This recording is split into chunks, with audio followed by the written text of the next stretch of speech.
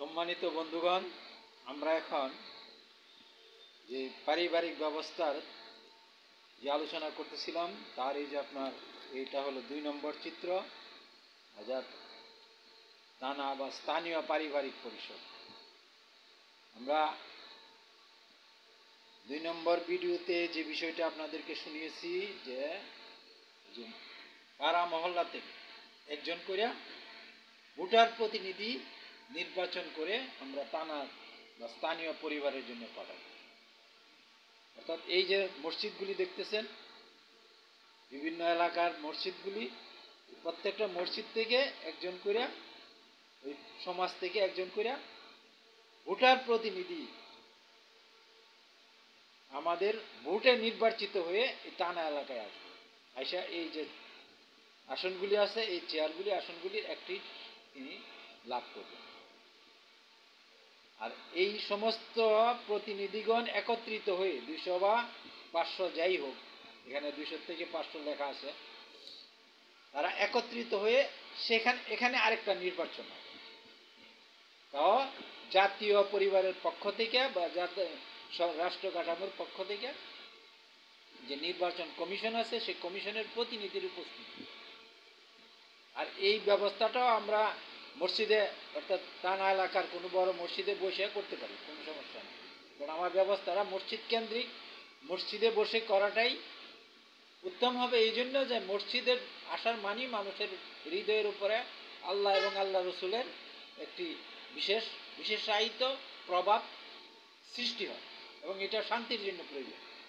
এই জন্য আমাদের প্রস্তাব হবে এটাই যে আপনারা যদি সম্ভব হয় এবং কোনো সমস্যা না থাকে তাহলে মসজিদে বসে এই নির্বাচনটা অনুষ্ঠিত করা হবে। থানার সবচেয়ে কেন্দ্রীয় পর্যায়ে যে কোনো মসজিদ থাকে সেই মসজিদকে কেন্দ্র করে এই নির্বাচনগুলি হবে। আচ্ছা, এই নির্বাচনে আমরা যে 500 বা 200 ভোটার যাদেরকে পেলাম, তারা তো আসলো পাড়া মহল্লার থেকে নির্বাচিত হয়ে। এখন তাদের মধ্যে থেকে অথবা ম্যাক্সিমাম চেষ্টা করতে হবে এই যে থানা এলাকাটা আছে বা স্থানীয় পরিবার কার্যালয়টা যে জায়গাতে অবস্থিত, যে ছোট শহর হোক বা উপজেলা এলাকায় যেভাবে আছে সেটা হোক, সেই জায়গাতে যেই ব্যক্তিগুলি ধারে কাছে, অর্থাৎ এই স্থানীয় পরিবার কার্যালয়ের আশেপাশে যারা বাস করে, অর্থাৎ এই অঞ্চলকে ঘিরে নিকটে যারা বাস করে, মসজিদ কেন্দ্রিক পাড়া মহল্লাগুলি অনেক দূরে দূরে থাকতে পারে, 5 মাইল 7 মাইল 10 মাইল দূরে থাকতে পারে। এই দূরের একজন ব্যক্তি এখানে আইসা এই কর্মকাণ্ডগুলি পরিচালনা করা তার জন্য কষ্টকর হয়ে যাবে। এই জন্য নির্বাচন করার সময় আমাদেরকে খেয়াল রাখতে হবে, এটা আমার বইয়ে লেখা আছে, যে থানা এলাকা কার্যালয়ের অর্থাৎ স্থানীয় পরিবার পরিষদের কর্মকাণ্ড পরিচালনার জন্য যে কার্যালয় হবে, এই কার্যালয়ের নিকটস্থ লোকদের মধ্যে থেকে নিতে হবে। আর তো অবশ্যই শর্ত মোতাবেক, আমার এখানে শর্তের মধ্যে একটি শর্ত আছে সমস্ত নির্বাচনের জন্য, যে মুক্তিযুদ্ধের চেতনা ভিত্তিক মানুষকে নিতে হবে। কেন? মুক্তিযুদ্ধের চেতনার সাথে মুক্তিযুদ্ধ করে আমরা এই দেশকে স্বাধীন করেছি, কাজে আমাদের জন্মের সিঁড়ি হলে, জন্মের সূত্র হচ্ছে মুক্তিযুদ্ধ। আর মুক্তিযুদ্ধের চেতনার সাথে এই দেশের 90% মানুষ, 95% মানুষ যুক্ত। যদিও মুক্তিযোদ্ধা হিসাবে সার্টিফিকেটধারী 1-2 লাখ যাই থাকুক, কিন্তু আমরা 71 সনে যুদ্ধ করার জন্য 1-2 লাখ লোক হয়তো ট্রেনিং প্রাপ্ত বা অস্ত্র হাতে নিয়েছে, কিন্তু আমরা গোটা জাতি তার সাথে যুক্ত।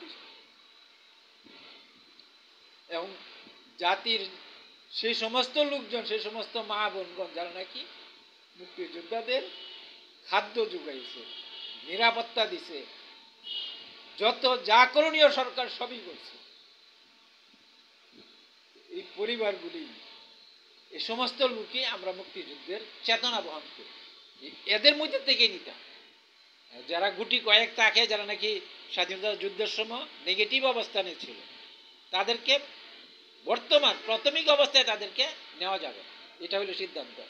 আর এই সিদ্ধান্তের পরে যে পরিষদ গঠিত হওয়ার পরে তারা যদি সিদ্ধান্ত নেয়, সে পরিষদ মণ্ডলী যদি সিদ্ধান্ত নেয় যে না 71-এ যা হয়েছে তাই আমাদের আর ধরে রাখার দরকার নাই, এখন আমরা সবাই সমান, তাইলে সমস্যার সমাধান হয়ে যাবে, তখন সবার জন্য সে দরজা খুলে যাবে। কিন্তু প্রাথমিক অবস্থায় যেমন নির্দলীয়, ঠিক এমনিভাবে স্বাধীনতা বিরোধী পক্ষ যারা চিহ্নিত ব্যক্তি তাদেরকে নেওয়া যাবে।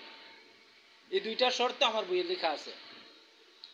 আরো অনেক শর্ত আছে শিক্ষা দীক্ষা অন্যান্য বিষয়, সেগুলি আপনারা বই থেকে দেখতে হবে এবং সেগুলি পরবর্তীতে আলোচনায় আসবে। এই শর্ত মোতাবেক এবং স্থানীয় পারিবারিক পরিষদের কার্যালয় যেখানে থাকবে তার আশেপাশের মানুষদের থেকে, ওই যে যারা নাকি সদস্য হয়ে আসলো, নির্বাচিত হয়ে পাড়া মহল্লার থেকে আসলো, তাদের থেকে নিতে পারেন। তার বাইরে থেকেও কর্ম পরিচালনার জন্য যোগ্য ব্যক্তিকে খুঁজে তাদের নাম প্রস্তাব করা যায়। নাম প্রস্তাব করে এই সমস্ত সদস্য যারা আসছে তাদের মধ্যে তারা আবার ভোট দিবে। তারা নিজেরাও নাম প্রস্তাব নিজেদের মধ্যে থেকে করতে পারবে, তার বাইরে থেকে করতে পারবে। যে কোনো থানা এলাকার যে কোনো স্থায়ী এবং এই থানা পরিবারের অর্থাৎ এই ব্যবস্থাপনা পরিচালনার জন্য যে সময় দিতে পারবে, যার শিক্ষাগত যোগ্যতা আছে, যার দক্ষতা আছে, যে বিশ্বস্ত এবং সৎ এবং চরিত্রবান, এরকম মানুষ খুঁজে নিতে হবে। আর দুইটা তো শর্ত বলিয়ে দিয়েছি। এইগুলি মিলিয়ে আপনার এরকম ঠিক একইভাবে ওই যে থানা পাড়া মহল্লাতে যেরকম 7 জন 8 জন প্রতিনিধি, ঠিক এখানেও ঠিক 8 জন প্রতিনিধি নির্বাচন করতে হবে। প্রথম যে স্থানীয় পরিবারের প্রধান, নিরাপত্তা বিভাগ প্রধান, পরিবেশ, খাদ্য, বস্ত্র, বাসস্থান, শিক্ষা, স্বাস্থ্যসেবা, এই 8টি পদের জন্য আমরা একাধিক নাম, যত নাম আপনার মানে 3 থেকে 5 জন 7 জনের এক একটা পদের জন্য নাম প্রস্তাব করা যাবে। তারপরে এই ভোটার সদস্যগণ তিনারা প্রত্যেক নামের এগেনস্টে ভোট দিবে। ভোট দিয়ে এই 8 জনের পরিষদ গঠন করে। 8 জনের পরিষদ সৃষ্টি হওয়ার পর এটা হয়ে গেল থানা পরিচালনা পরিষদ, অর্থাৎ স্থানীয় পারিবারিক পরিষদ। এই স্থানীয় পারিবারিক পরিষদের কাজটা কি হলো?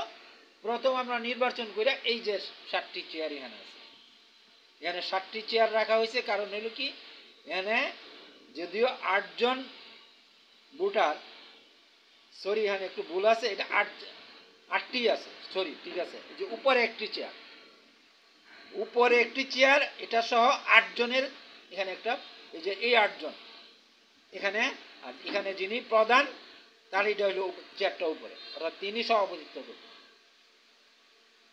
এই সভাপতির সাথে সহযোগী হিসাবে এই 7 জন থাকবে। এই 8 জন মিলে এই থানা বা স্থানীয় পরিবারের কর্মকাণ্ড পরিচালনা করবে। কর্মকাণ্ড কি, কেন, কিভাবে করবে সেগুলি আমরা পরবর্তী ভিডিওতে ধারাবাহিকভাবে আলোচনায় আসবো। এখন আমরা কি কি পাই গেলাম তাইলে? প্রথম আমরা পাড়া মহল্লা পেলাম, ওখান থেকে 8 জনের একটা পরিষদ পেলাম, আর সেই পরিষদের বাইরে একজন নির্বাচিত ভোটার প্রতিনিধি এখানে পেলাম। আর এই ভোটার প্রতিনিধি এখানে আইসা এদের মধ্যে থেকে বা এই থানা এলাকার যে কোনো মানুষ যারা গুণ সম্পূর্ণ কর্মক্ষম হবে তাদের মধ্যে থেকে 8 জনের একটা পরিচালনা পরিষদ তৈরি করে দিল। আর এই পরিচালনা পরিষদ নিয়ে এটা একটা সংসদের মতো হবে, কিন্তু এখানে কোনো আইন প্রণয়ন হবে না, কোনো তর্ক বিতর্ক হবে না, কিছুই হবে না। এখানে হবে থানা এলাকার যত চাহিদা আছে, কর্মকাণ্ড আছে, সেগুলি সুষ্ঠুভাবে পরিচালনার জন্য এই খাতোয়ারি দায়িত্বশীল ব্যক্তিগণ থাকবেন। এই খাতোয়ারি দায়িত্বশীল ব্যক্তিগণ যেমন নিরাপত্তা বিভাগ প্রধান, তিনি থানা এলাকার নিরাপত্তার, তার অধীন থাকবে পুলিশ। এই নিরাপত্তার কাজের সময় এখানে যে পাড়া মহল্লার নিরাপত্তা আছে, এই পাড়ার যত যা ঘটবে তিনি তার সাথে তার লিয়াজু মাধ্যমে সমস্ত কিছু ওই এলাকার তিনি সমস্ত কিছু পরিচালনা করবেন, কিন্তু তার সাথে লিয়াজু থাকবে, তার সাথে সম্পর্কযুক্ত থাকবে। ঠিক এমনিভাবে প্রত্যেকটা খাত, খাদ্য, বস্ত্র, বাসস্থান, শিক্ষা, চিকিৎসা, যত যা আছে প্রত্যেকটা খাত এরকম লিয়াজু কইরা পুরা এলাকার মানে সমস্ত থানা এলাকার সমস্ত পাড়া মহল্লাগুলিতে নিয়মতান্ত্রিকভাবে সুস্পষ্ট সুনির্দিষ্ট নীতি নিয়মের অধীন, যেগুলো নীতি নিয়মের আমার বইয়ে লেখা আছে, এই সমস্ত কিছু কিভাবে পরিচালিত হবে, কার কি দায়িত্ব, সেখানে আইন কিভাবে কাজ করবে, সমস্তগুলি আমি আস্তে আস্তে আরো বর্ণনা করব। কিন্তু এখন পরিস্থিতিটা দিয়ে দিলাম, অর্থাৎ আমি পাড়া মহল্লার থেকে নির্বাচন করে এখানে ভোটারগুলি এখানে নিয়ে আসলাম এবং তারা এখানে তাদের মধ্যে থেকে আবার নির্বাচন করে 8 জনের একটা পরিচালনা পরিষদ তৈরি করে দিল। ঠিক আছে, আমরা এই পর্যন্ত পেয়ে গেলাম, এর পরবর্তী অংশে আমরা যাব।